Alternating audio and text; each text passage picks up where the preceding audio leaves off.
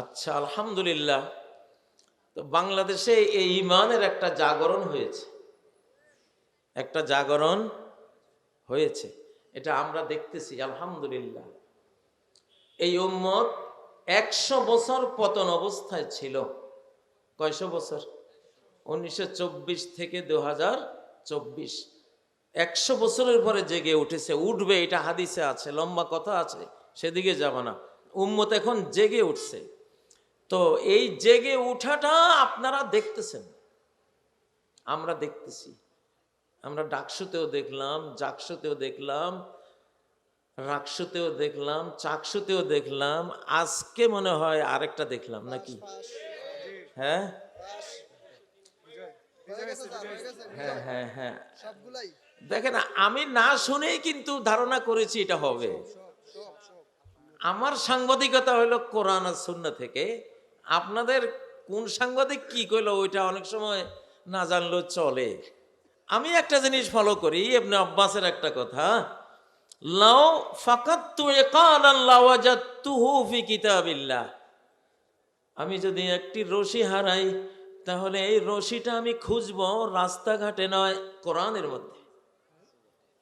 আমি কোরআনের পৃষ্ঠা থেকে আমার রশি কই পড়ছে, ওই রাস্তায় না গিয়া এখানে বসে বলবো এটা ওই অমুক রাস্তায় অমুক জায়গায় আমার রশিটা আছে, যা তো নিয়ে আয়। সুবহানাল্লাহ। আমার শেখ তারেক মুনাওয়ার আছে, যুবক তো, বুড়ারা একটু জওয়ানদেরকে কিছু এরকম কাহিনী শোনার লাগে, তাহলে ওরা জজবায় আসে। এখন ওনারা যদি জজবাজ কিরে, আমরা কেন দেখবো না, আমরাও দেখা উচিত নাকি? এই যুগটা কোরআন দেখার যুগ, তাফসিরের যুগ না। আপনারা লেখছেন তো তাফসির, ঠিক আছে, এটা হলো ট্র্যাডিশনাল, গতানুগতিক, কিন্তু এই যুগটা দেখার যুগ। সানুরিহিম আয়াতিনা, আমি শীঘ্রই আমি দেখাবো আমার বান্দাদেরকে আয়াতিনা, আমার আয়াতগুলি আমি দেখাবো। সুবহানাল্লাহ, সুবহানাল্লাহ। তো আমি একটা আয়াত তেলাওয়াত করেছি, সূরা আনামের 125 নম্বর আয়াত। فَمَن يُرِدِ اللَّهُ أَن يَهْدِيَهُ يَشْرَحْ صَدْرَهُ لِلْإِسْلَامِ। আল্লাহ যাকে হেদায়েত করতে চান তার সিনাটা খুলে দেন, প্রশস্ত করে দেন, অর্থাৎ নূর দিয়ে পরিপূর্ণ করে দেন, জ্যোতির্ময় করে দেন, আলোকিত করে দেন, যে আলো দিয়ে লিল ইসলাম, ইসলামকে সে স্পষ্ট দেখতে পায় যে এটাই সত্য। এই আয়াতটা এখন বাংলাদেশে দেখা যায় কিনা? হ্যাঁ, আমাদের যুবকদের মধ্যে দেখা যায় কিনা? আমাদের তরুণীদের মধ্যে দেখা যায় কিনা? আমাদের ইউনিভার্সিটিগুলোতে দেখা যায় কিনা? শুধু ইউনিভার্সিটি কেন, প্রত্যেকটা কলেজে গেলে এই 125 নম্বর আয়াতটা চোখে দেখবেন। কিভাবে আমি হয়রান হই, আমি খুব ভাবতাম যে আহারে, এই যুগের পোলাপান, টিকটকের পোলাপান, এগুলি পাবজির পোলাপান, তারপরে কি সব গেম খেলে, এগুলি কিভাবে হেদায়েত হবে, কিভাবে আল্লাহ আনবেন? সুবহানাল্লাহ। শয়তানরা টেলিভিশন দিয়ে, ফেসবুক দিয়ে, ইউটিউব দিয়ে, ইলেকট্রনিক মিডিয়া দিয়ে, প্রিন্টিং মিডিয়া দিয়ে, সারা ওয়ার্ল্ডের যত অন্তর্জাল বা ইন্টারনেট আছে সব কিছু দিয়ে মানুষদেরকে টানতেছে কুফুরির দিকে, পাপাচারের দিকে, ঠিক না? টেনে গত শতাব্দী আমরা দেখেছি, কি বলবো, আমি 1971-এর স্মৃতি আমার মনে পড়ে। আমার বাড়িতে 60-70 জন তরুণ তাগড়া কলেজের স্টুডেন্ট ছিল, একজনকেও আমি নামাজে পাইতাম না। ওরা থাকতো বিড়ি সিগারেট, তাস, জুয়া, গান বাজনা আর ট্রল করত। আমি ওদের ট্রলের জ্বালায় পাঞ্জাবি লুকাইবার জন্য লুঙ্গি একটু উপরে তুইলা লুঙ্গি দিয়ে পাঞ্জাবি ডাকে বাজারে গেছি আমি।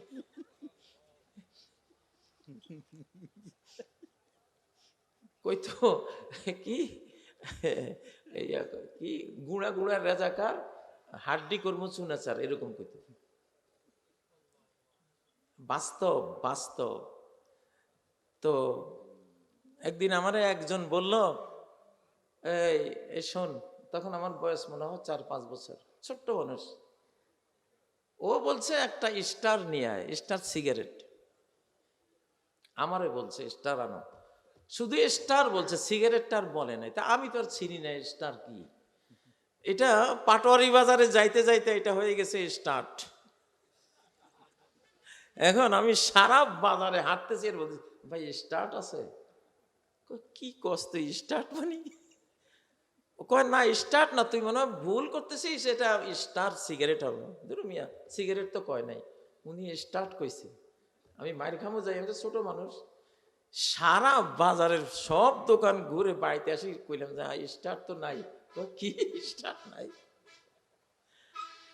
ওই সময়ের তরুণ যুবকদেরকে দেখেছি একরকম, কিন্তু 2024-এ এসে দেখলাম আল্লাহু আকবার, আল্লাহু আকবার। ইয়াশরাহ সাদরাহু লিল ইসলাম। আমার আল্লাহ তাআলা, আমাদের আল্লাহ, আমাদের রব্বুল আলামিন, তিনি একটা কাজ করেছেন, কাউন্টার দিয়েছেন আকাশ থেকে, যে এত ইলেকট্রনিক সব ডিভাইস দিয়া, মিডিয়া দিয়া আমার মুসলিম ঘরের বান্দাবান্দিগুলিরে নিয়ে গেছে বেঈমানের দিকে। তো আমি একটা টান মারমো এগুলিরে ইসলামের দিকে। এটা লড়াই করেছেন আল্লাহ এদের সাথে। কুলুবুল ইবাদ বাইনা আসবাইন মিন আসাবির রহমান।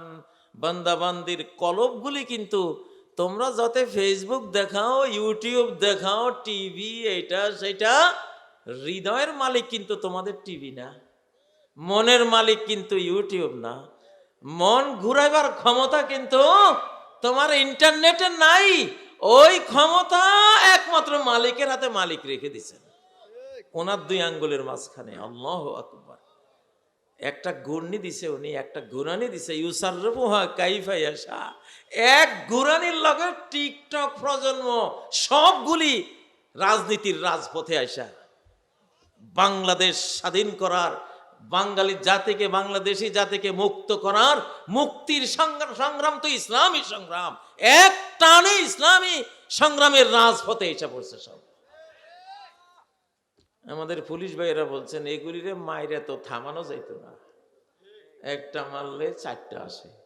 আগে দেখছি একটা মারছি সব দৌড় পলাইছে, ঠিক না? হ্যাঁ, এখন দেখি একটা মারলে কয়টা আসে? 4টা আসে। এই টানটা কে দিছে? কে এই আকর্ষণটা দিয়েছেন? ইয়াশরাহ সাদরাহু লিল ইসলাম। হৃদয়টাকে খুলে দিছেন আল্লাহ তাআলা। একদিন সার্জিস না জানি কে ঢাকা বিশ্ববিদ্যালয়ের ওখানে বসে বসে এরা উর্দু গান গাইতেছে। সোচতা হ্যায় কিতনে মাসুম থে, कैसे क्या हो गया देखते देखते। বাহ, মাশাআল্লাহ, তোমাদের সুচে এসে গেছে। সুচতা মানে চিন্তা, ভাবছি, একটা চিন্তা আসছে, কিরে কি ছিলাম, কত ভালো ছিলাম শিশুকালে, যে মা বাবার পরিবারে জন্ম নিয়েছি, কোরআন পড়েছি, মসজিদে গিয়েছি, আল্লাহ রাসূলের নাম নিয়েছি, কত সুন্দর। ভার্সিটিতে এসে ক্যাসে ক্যা হো গায়া, দেখতে দেখতে দেখতে দেখতে কি থেকে কি হয়ে গেল, এটা তো ঠিক হলো না। এই যে এরা ঘুরছে, আল্লাহ যে ঘুরাইছে, আলহামদুলিল্লাহ আলহামদুলিল্লাহ। এই সিনারিও আপনারা বাংলাদেশে দেখছেন, দেখবেন। হাদির জানাজায় দেখেছেন ইয়াশরাহ সাদরাহু লিল ইসলাম, এই আয়াতটা হাদির জানাজায় একবার দেখেছেন, হাদির কথার মধ্যেও দেখেছেন, হাদির ভাব সাবের মধ্যেও দেখেছেন, ঠিক না বেঠিক? বেগম খালেদা জিয়ার জানাজার মধ্যেও দেখেছেন। এই জানাজাটার একটাই কারণ ছিল যে বাংলাদেশের স্বাধীনতার প্রশ্নে এই মানুষটি আপোষহীন ছিল। নিজের দেশ বিক্রি করে সুবিধা কখনো চিন্তা করেননি। আলহামদুলিল্লাহ। আমি কি ভুল বললাম? দেশপ্রেম, এই দেশপ্রেমের উপরে আল্লাহ তারে যাজা দিয়েছেন। এটা তাহলে এটাও ইসলামকে দেখলাম, ইয়াশা সদরহু লিল ইসলাম। আগামী দিনেও দেখবেন ইনশাআল্লাহ, প্রত্যেকটি নির্বাচনেও দেখবেন ইনশাআল্লাহ। ফুটবলের মাঠে যখন নারায়ে তাকবীর আল্লাহু আকবার আসছে, তা কাহনা কে আল্লাহু আকবার।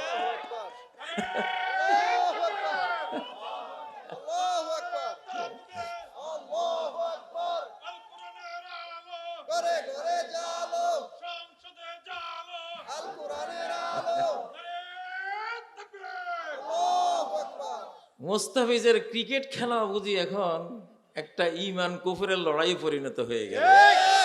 তাকবীর, আল্লাহু আকবার। লিইয়ুযহিরাহু আলাদ-দীন কুল্লিহি ওয়ালাউ কারিহাল মুশরিকুন। ভাই, আমি জেলে যাওয়ার আগে কোরআন আরেক রকম পড়তাম, জেলে যাওয়ার পরে আরেক রকম হয়েছি।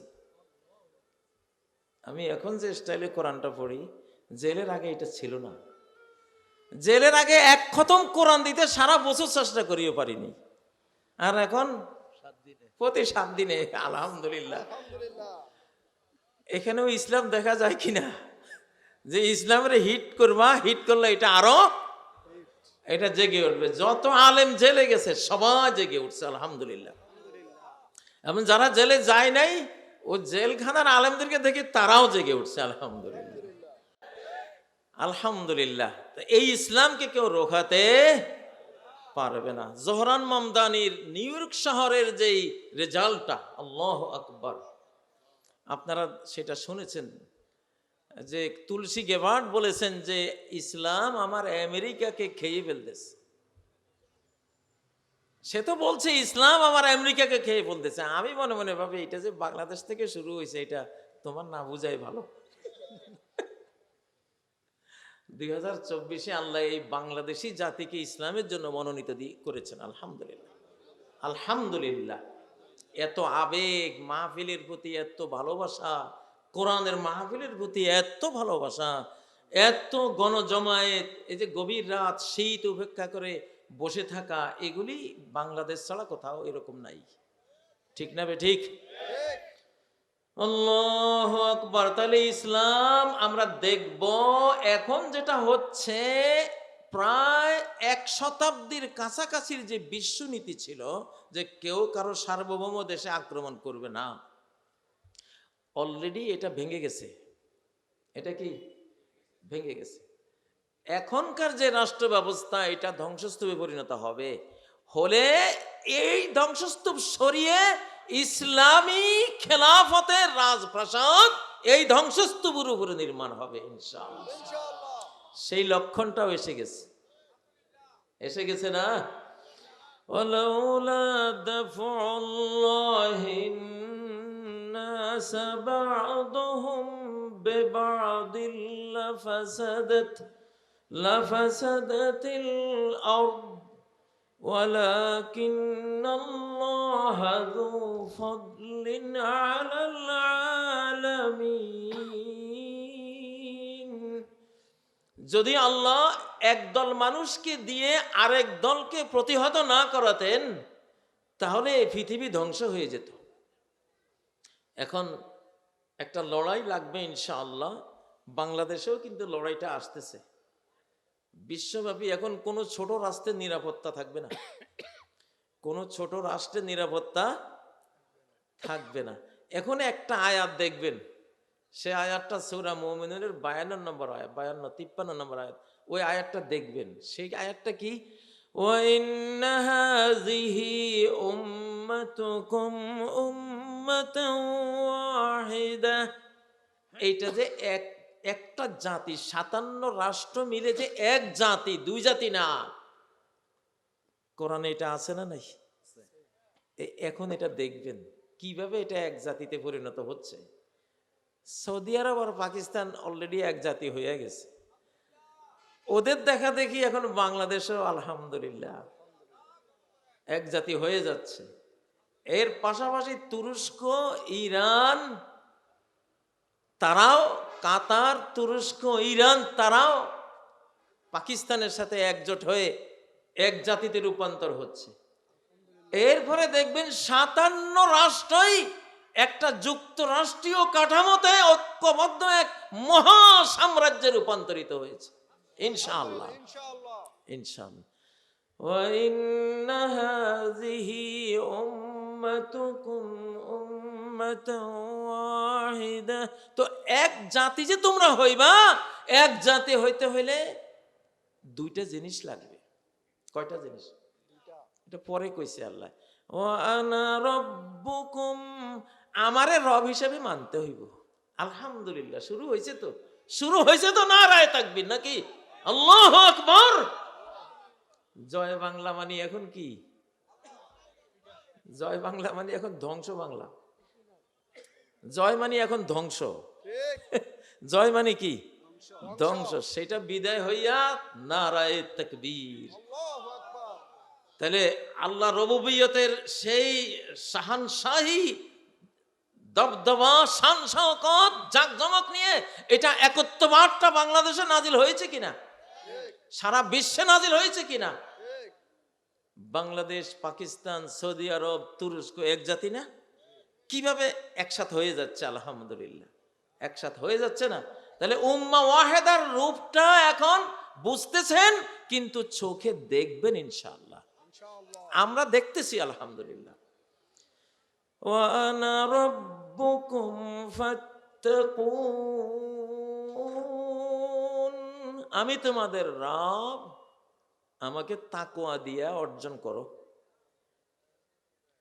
তাকওয়া মানে কি? তাকওয়া মানে হলো দুনিয়ার মোহ কম, পরকালের মোহ বেশি, এটাকে বলে তাকওয়া। আর ফাসিকি ফাজিরি মানে দুনিয়ার মোহ বেশি, পরকালের মোহ কম। কোরআনের পরিভাষায় কোরআন দুনিয়াদারগুলিরে ফাজের বলে, ফাসেক বলে, আর যারা আখিরাতওয়ালা এদেরকে মুত্তাকি বলে। ফাআলহামাহা ফুজুরাহা ওয়া তাকওয়াহা। ফুজুর কি? ফুজুর হলো তুমি পরকাল ভুলে গেছো, আল্লাহকে ভুলে গেছো, জান্নাত ভুলে গেছো, জাহান্নাম ভুলে গেছো, শুধু দুনিয়া দুনিয়া দুনিয়া। রব্বানা আতিনা ফিদ দুনিয়া ওয়া মা লাহু ফিল আখিরাতি মিন খালাক। শুধু দুনিয়া চায়, আখিরাত নাই, এটারে বলে ফাসিকি ফাজিরি। আর মুত্তাকি হলো এই যে মাহফিলে বসে আছেন আলহামদুলিল্লাহ, এই বসে থাকাটা কি কাজী সাহেব আর তারেক মনোয়ার সাহেব আর নাজিমউদ্দিন সাহেব কয়টা টাকা দেবে এই জন্য বসছে? বরং টাকা আপনারা দিতেছেন আলহামদুলিল্লাহ। এটা আখিরাতের জন্য বসেছেন। কিসের জন্য? তাহলে উম্মত এক হবে আল্লাহর রবুবিয়তের ছায়ায় যখন আসবে, আর যখন তাকওয়া দুনিয়ার মোহ। আসলে তাকওয়া মানে দুনিয়া বর্জন করা না, তাকওয়া মানে দুনিয়া বর্জন না, তর্কে দুনিয়া না। তাকওয়া মানে দুনিয়াকে দেহ দাও, মন দিও না। দুনিয়াকে দেহটা দাও, কি দিও না? মনটা দিও না। মনটা আল্লাহকে দিবা। আল্লাহ যে জান্নাত তোমার জন্য রেখেছে, মনটা সেই জান্নাতকে দিবা। ঠিক আছে? তাকওয়া জুহুদ মানে লাইসা তারকাত দুনিয়া, দুনিয়া ছেড়ে দেয়া না, দুনিয়া রাখবা কিন্তু দুনিয়ারে মন দিবা না, মনের ভিতরে দুনিয়া ঢুকাইবা না। জাহাজ পানি ছাড়া চলে না, নৌকা পানি ছাড়া চলে না, কিন্তু সেই পানি নৌকার ভিতরে ঢুকলে নৌকার জাহাজ টাইটানিক হয়ে যায়। কি হয়? তো যাই হোক, আসলে দুইটা প্রশ্ন দেখতে পাচ্ছি। জানাজা সালাতে সূরা ফাতিহা না পড়লে সালাত হবে না, এটা কতটা সত্য? সালাতটা পূর্ণাঙ্গ হয় না আর কি। মিনাস সুন্নাহ আন তুকরা আল ফাতিহা ফি আল জানাজা। প্রথম তাকবীরের পরেই রাসূল সাল্লাল্লাহু আলাইহি সাল্লাম এবং সাহাবীরা তারা আউযু বিল্লাহ বিসমিল্লাহ শেষে সূরা ফাতিহা পড়তেন। এটা সহিহ বুখারীর হাদিস, সহিহ বুখারীর হাদিস। এটা হলো আফদালুদ দুআই আলহামদুলিল্লাহ, সর্বশ্রেষ্ঠ দোয়া হলো কি? আলহামদুলিল্লাহ। তো সূরা আলহামদুলিল্লাহ যদি না পড়লেন তাহলে তো মুর্দা মানুষটাকে সর্বশ্রেষ্ঠ দোয়া থেকে বঞ্চিত করলেন, ঠিক না? আলহামদুলিল্লাহর মতো কোনো দোয়া আছে কোরআনে? এত বড় কোনো দোয়া নাই। এই দোয়া তো মুর্দার সবচেয়ে বেশি দরকার, এই জন্য এই দোয়াটা পড়বেন ইনশাআল্লাহ। তবে আমাদের বাংলাদেশে হানাফি মাযহাবে সূরা ফাতিহা যদিও পড়ে না, হানাফি মাযহাবের বহু আলেম সূরা ফাতিহা পড়াকে সুন্নাহ বলেছেন। আব্দুল হাই লখনবী রহমতুল্লাহ আলাই, হানাফি মাযহাবের বড় আলেম, তিনিও এটাকে সমর্থন দিয়েছেন। আর ইমাম আবু হানিফা রাহিমাহুল্লাহ বলেছেন ইজা সাহহাল হাদিস ফাহুয়া মাযহাবি, হাদিস সহিহ হলে ওইটাই আমার মাযহাব, কোনো বাধা নেই। তো সেটা আপনারা পড়বেন ইনশাআল্লাহ। জনৈক বক্তাকে প্রশ্ন করা হলে তিনি বলেন জাতীয় মসজিদের ইমাম থেকে ফতোয়া ইলম নেওয়া জায়েজ নেই। আপনার মতামত জানতে চাচ্ছি। এখন ভাই ব্যক্তিগত পছন্দ অপছন্দ আছে মানুষের, ঠিক না? যেই মসজিদে একজন ইমাম সাদ ইবনে আবি ওয়াক্কাস রাদিয়াল্লাহু তাআলা আনহু আশারায়ে মুবাশশারার একজন, 10 জন জান্নাতের সুসংবাদ প্রাপ্তদের মধ্যে একজন, ইরাকের একটা মসজিদে উনি ইমাম ছিলেন। মুসল্লিরা কেউ ওনারে পছন্দ করতেছে না। ওনার বিরুদ্ধে অভিযোগ দিয়েছে যে উনি নামাজ পড়াইতেই জানে না। উনি হলেন আশারায়ে মুবাশশারার সদস্য। সালাত কেমনে পড়তে হবে আল্লাহ রাসূলের এই হাদিসগুলি যিনি বা যারা বর্ণনা করেছেন।